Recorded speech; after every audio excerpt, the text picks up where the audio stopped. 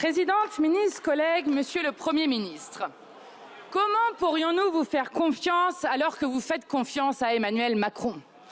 Ce jour est historique.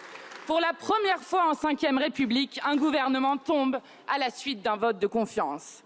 Mais qu'on ne s'y trompe pas, ce n'est pas seulement vous, mais votre politique et le monde qu'elle défend qui doivent être défaits.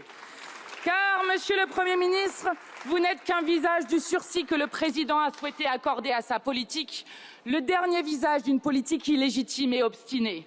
Incapable de susciter la moindre adhésion dans le pays, vous vous enferrez dans une succession de chantages mensongers.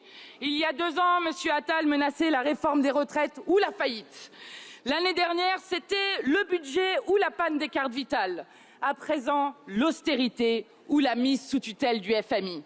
Monsieur le Premier ministre, vous ne laisserez derrière vous que le risque d'une crise financière à force d'en agiter le spectre sur toutes les télévisions du pays.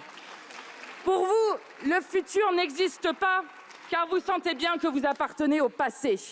Impopulaire, minoritaire, détesté, le macronisme ne gouverne plus que par la peur. Vous étiez pourtant si sûr de vous. Jamais un pouvoir ne s'était donné autant de mal pour passer en force sa politique. 49.3 en série, combine constitutionnelle, brutale répression des mouvements sociaux, piétinement de l'opposition, dissolution du Parlement, déni du résultat des élections, reconduite des perdants au gouvernement. Tant d'efforts pour gouverner seul contre tous et vous voilà à déplorer un déficit que vous avez vous-même creusé. Votre numéro de prophète de pacotille n'amuse plus personne. Notre groupe parlementaire se félicite de n'avoir jamais adhéré à un seul de vos budgets qui nous ont conduits dans le mur. Nous ne partageons pas votre diagnostic et encore moins vos remèdes.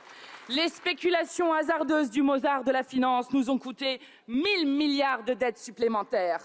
Alors que les besoins en santé, en éducation, en services publics, en investissement dans la bifurcation écologique ont explosé, vous avez privé la puissance publique de recettes précieuses.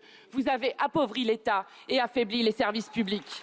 Vous avez baissé l'impôt sur les sociétés, supprimé progressivement les impôts de production, supprimé l'impôt de solidarité sur la fortune, mis à sac le financement de la sécurité sociale et arrosé les transnationales de plus de 200 milliards d'aides publiques chaque année sans aucune contrepartie.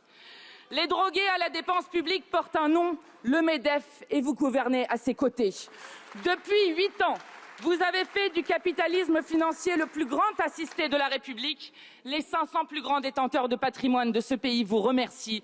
Ils ont doublé leur fortune en 8 ans. Et vous promettez les larmes et la sueur à tout le reste du pays.